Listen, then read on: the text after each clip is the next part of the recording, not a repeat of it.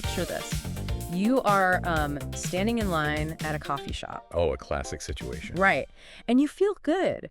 You have been studying English for years. You know the grammar rules and you know thousands of vocabulary words. But then it happens. Exactly. The person standing next to you turns around, smiles, and says, "Crazy weather out there today, right?" Oh, no. And suddenly your mind goes completely blank. Your heart beats faster. You just, freeze. Yeah, and it happens to almost everyone learning a new language. I mean, you have all this knowledge stored in your brain. You really do. But in that specific moment, the connection between your brain and your mouth just breaks. Mm-hmm. You probably end up just nodding your head, saying yes, and staring at your shoes. Oh, I have been there so many times. But okay, let's unpack this, because today's deep dive is all about fixing that exact moment. It really is. We are looking at notes and strategies designed to help you, our listener, master the art of small talk in English. And we are going to do this in a very specific way today. Right. We want this to be super accessible. Exactly. So we are going to explicitly speak slowly, and we will use simple words. Basically, we are aiming for an A2 to B1 English level. No complicated grammar today. None at all. We just want this to sound like you are sitting down with two friends having a cup of coffee. Just figuring out how to make conversations actually work. And we really need to start by changing how we think about this whole topic. What do you mean? Well, what's fascinating here is that freezing in a coffee shop usually has nothing to do with your English level. Really? Then what is it? The problem is how you view the conversation. Many learners think a conversation is a test. They think they need to exchange important information perfectly. Oh, I see. Like they are being graded. Exactly. But small talk is completely different. Small talk is just a short, friendly chat about everyday life. It is not about deep or heavy topics at all. Right. There is no big philosophy today. You are not trying to explain the meaning of the universe while you wait for your cappuccino. Not at all. If we look at the bigger picture, the only purpose of small talk is to build a little bridge of comfort between two humans. Just a little bridge. Yeah, it is just a social tool to say, I am friendly, you are friendly, we are safe here. And once you realize you don't have to sound like a textbook, well, the pressure just disappears. That makes so much sense. I actually think of it a lot like stretching your muscles before you go for a run. Oh, that is a great analogy. Right. If you just step out your front door and immediately sprint at top speed, you're going to pull a muscle. You definitely will. Small talk is the stretching. It warms both people up so you feel comfortable with each other before you do the heavy lifting of a bigger relationship or a longer conversation. So true. And this stretching, it happens everywhere. It happens in the 5 minutes before a work meeting begins. Or in the hallway at school. Yeah, or at a party or waiting for a bus. But of course, the hardest part of any conversation is simply starting it. Exactly. Before you can stretch, you have to, get out of bed. So how do we open the door? How do we break the ice with a total stranger without feeling completely awkward? Well, breaking the ice just means getting past that initial silence. And you can rely on very simple, low-pressure starters. Like what? A classic approach is just a basic greeting combined with a soft question. Something like, "Hi, how's your day going?" Okay, that's easy enough. Or if you are in a specific setting like a party, you can look around for context. You might ask, "Is this your first time here?" Or, "Are you waiting for someone?" I see how that works at a party where everyone is there to socialize, but I want to push back on this a little bit. Okay, go ahead. What if I am just in a normal, everyday situation? Let's say I am waiting for the bus or I am in line at the grocery store. I feel like if I just turn to a stranger and ask a direct question, I might be bothering them. That is a very valid point. Or, honestly, I might just be too shy to be that direct with someone I don't know well. That is a very real fear. Asking a direct question requires courage because you are demanding an answer. Right. If that feels too heavy, there is a much softer strategy. You can use a compliment. A compliment. Yes. Let me explain that word really quickly for our listeners. A compliment is just saying something nice about the other person. Oh, like noticing something they are wearing. Exactly. That's a nice jacket, or I really like your bag. It is incredibly friendly and very safe. But why does that work better than a question? Because of the psychology behind it. When you give a compliment, you are giving them a tiny gift. You are not demanding information from them. You're just offering positivity. Right. It makes people smile, it lowers their defense mechanism, and feels very safe for you as the speaker. I really like that approach. That's a nice jacket. You only need 5 basic English words. And you don't have to worry about complicated verb tenses. Exactly. And usually the other person will respond naturally. They might say, oh, thank you, I got it on sale last week, and suddenly the ice is broken. Right. You open the door without pushing it. Now, if you are feeling really nervous and you just don't want to talk about someone's clothes, there is one topic that works everywhere, in every English-speaking country. Oh, I know what this is. The weather. The ultimate fallback, Yeah. the weather. It really is the easiest topic in the world. It never fails. And I think the reason it works so perfectly is that it is a completely shared reality. You and the stranger are standing under the exact same sky. Very true. You can just look around and make an observation. It's really hot today, or I think it's going to rain. And then what do? Then you can ask a gentle follow-up question. It's really hot today. What's the weather like in your country? I love that. And this brings up an important point about the structure of a good start. Oh, what's that? You made a statement first. You said, it's really hot today. That gives context. Then you asked a question. Ah, I see. This is much smoother than just walking up to someone and asking questions out of nowhere. Let's actually pause for a second and bring you, the listener, into this. Good idea. I want you to practice this out loud right now. Speaking English out loud trains your brain and your mouth to work together. It really does. Imagine you are at a cafe. Try saying this out loud with me right now. Ready? How's your day going? It might feel a little strange at first if you are sitting alone in your room or on the train. Yeah, people might look at you. But getting the rhythm of those words into your muscle memory is how you stop freezing in real life. Okay, so let's say the ice is successfully broken. You said, nice jacket. They said, thank you. The door is open. Great. Stage 1 complete. But now you have a new problem. You are standing there, and you need something else to talk about to keep the conversation going. How do you choose the right topic on the spot? The guiding rule here from our notes is safety. Safety. Remember, you are building comfort. You want to avoid very personal questions. Do not talk about politics or deep personal problems. Stick to safe, everyday life topics. Exactly. We are talking to strangers, so keep it light. So we are not asking them how much money they make or why they look so tired today. Please avoid both of those. Yeah. You want to stick to topics that have a very low emotional cost. What are the best ones? Discussing work or school is very common. You can ask, what do you do? Or what are you studying? Those are classics. Another great one is hobbies. What do you like to do in your free time? And food. I feel like food is the safest topic on the planet because literally everyone eats. It is universal. You can ask, have you tried the food here? Or even just say, I'm trying to eat healthier lately. Food is fantastic because people love to share their opinions on it, Yeah. and it rarely causes arguments. I really look at these safe topics like opening a menu in a restaurant. A conversational menu. Yeah, exactly. Imagine you are holding a menu. You have the work dish, the hobby dish, the food dish, and the weekend dish. Okay, I am following you. You look at the menu and you offer the other person a topic. You ask, so what do you do for work? But sometimes people give you a really short, tired answer. That happens all the time. Right, maybe they say, oh, I work in an office, and they just stop talking. Maybe they had a terrible day at the office and they just do not want to think about their job. Right. And English learners often panic here. They think, oh no, my English is bad. They don't want to talk to me. But it usually has nothing to do with your English. Exactly. It's not you. Yeah. They just don't like that item on the menu.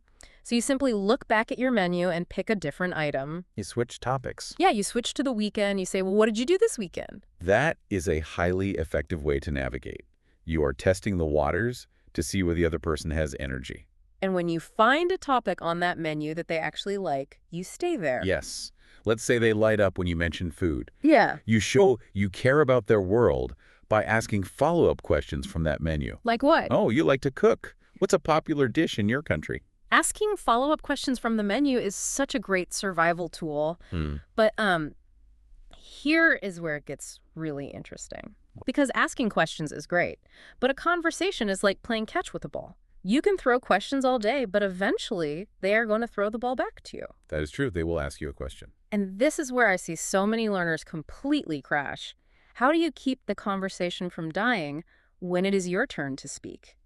This is arguably the most common trap for anyone speaking a second language. Let me set the scene. Someone asks the learner, what do you like to do in your free time?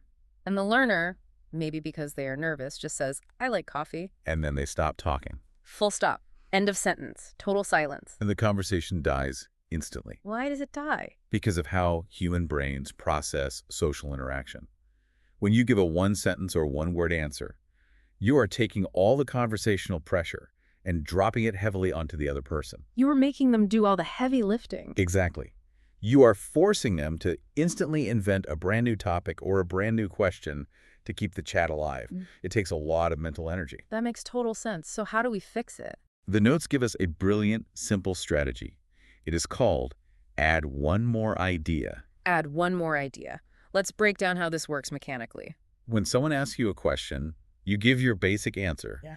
but then you deliberately attach one extra detail. Like a reason or an example? Yes, a reason, an example, or a feeling.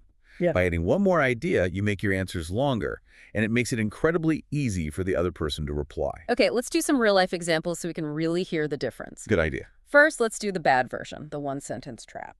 I will ask you a question. So what did you do this weekend? I watched a movie. Oh, cool. See? It is completely dead. I had no idea where to go from there. Now, let's use the secret strategy. Add one more idea. I am ready. So what did you do this weekend? I watched a comedy. It was really funny. Wow, okay.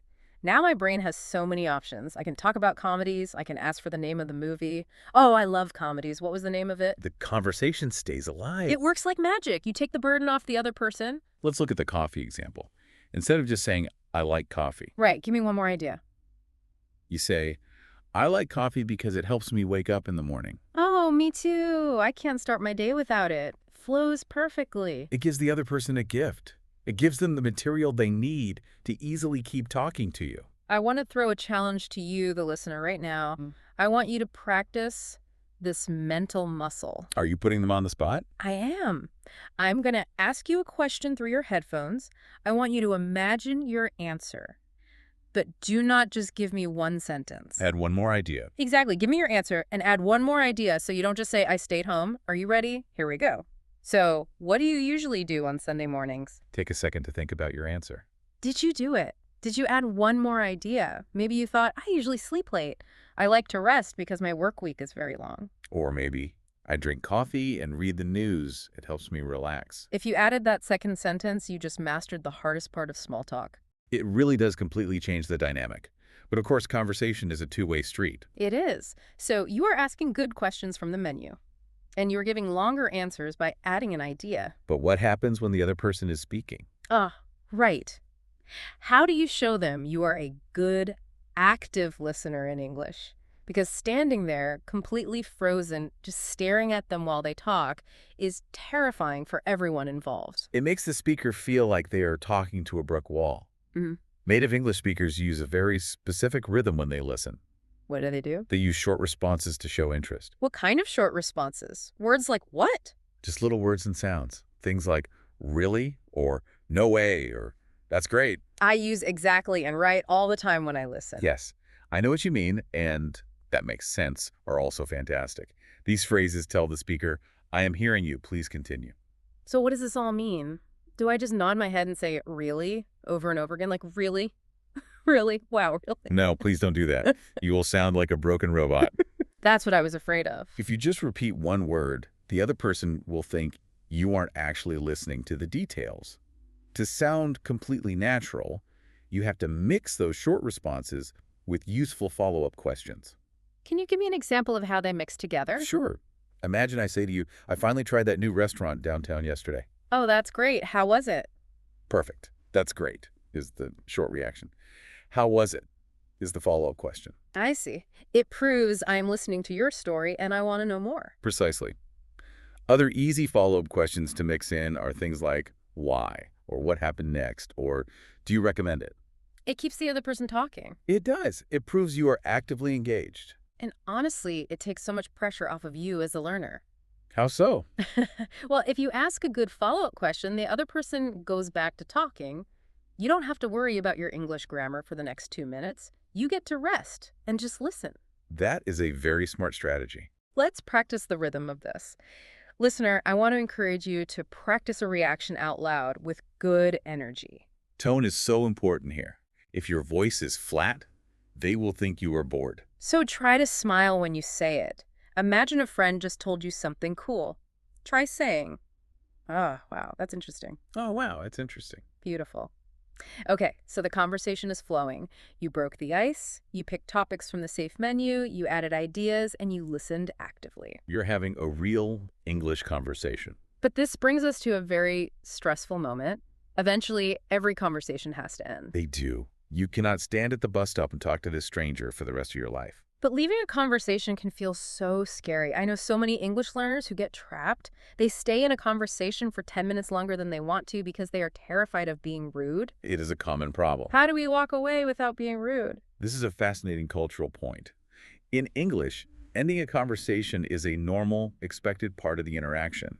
Sometimes you just need to leave. You do not need a dramatic emergency to leave. You don't have to say, my house is on fire, I must go. No, you just need to signal that the interaction is complete. You can say simple things. Like what? Just smile and say, "It was nice talking to It you." was nice talking to you. That feels very natural. Yes. Or you can simply say, "I have to go now." And then you offer a warm closing wish, like, "Enjoy the rest of your day." Or see you later, or take care. I compare ending a conversation to wrapping a present. Wrapping a present. Yeah, you want to tie it up nicely with a bow so the other person feels good when you walk away. "I have to go now, but enjoy the rest of your day." That doesn't sound rude at all. Ending politely leaves a great impression. And it sets up the future, Exactly. If it is someone you might see again, you can say, I hope we talk again soon. which makes the next conversation even easier. Because the door's already open for next time. As we wrap up our deep dive today, I'm going to bring it all together. We went through a lot of mechanics, the menu, adding an idea, the polite escape. We covered a lot of ground, but there is a huge mindset shift that we need to focus on. It addresses the most common mistakes learners make. And this shift is the difference between struggling and succeeding. The biggest takeaway from all our sources today is this. People care much more about having a friendly conversation than they care about you speaking perfect English. Let that sink in. When a stranger talks to you, they are not grading your English. They just want to feel a human connection. Don't worry about perfection. Perfection is completely unnecessary. If you make a mistake with a verb tense, but you smile, ask questions, and listen, the other person will enjoy talking to you. Every small conversation builds your confidence. So to help you build that muscle memory, I want to give you a direct homework challenge from the sources. This is a great way to put the theory into practice. Here is your challenge, listener. We want you to practice 5 core questions out loud today. You can do it while you are cooking or driving or walking the dog. Here are the 5 questions. Number 1, how's your day going? Number 2, what do you do? Number 3, what do you like to do in your free time? Number 4, what did you do this weekend? And number 5, what about you? But here are the challenge details. Try saying each one out loud to get the rhythm.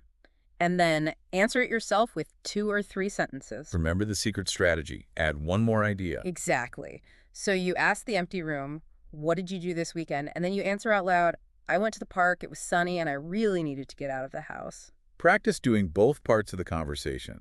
If you can do that alone, doing it with another person becomes second nature. That is fantastic advice. I want to leave you with a final thought to ponder today. Let's hear it. We established that small talk isn't really about sharing deep, meaningful information. It is just about making people feel comfortable in a shared space. Right. It's the social stretch. But think about the broader implications of that. If small talk is just the simple art of making a stranger feel comfortable, could mastering these few simple short phrases actually be the secret key to feeling completely at home in a brand new culture? Wow, I love that. It is not the big, heavy debates that make you belong. It is the small, friendly chats. Exactly. Keep practicing your questions, keep adding one more idea, and keep making connections. We will see you next time.